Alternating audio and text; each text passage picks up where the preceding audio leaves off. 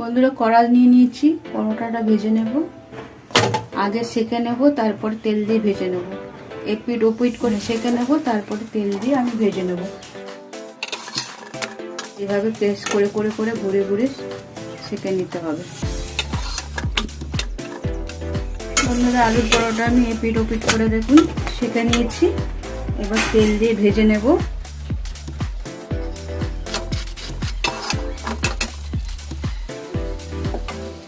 এভাবে চেপে চেপে ভেজে নিতে হবে।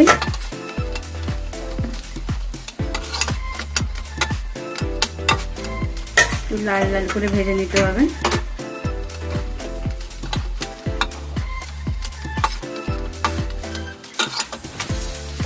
পরোটাটা কত সুন্দর কালারটা এসছে দেখুন।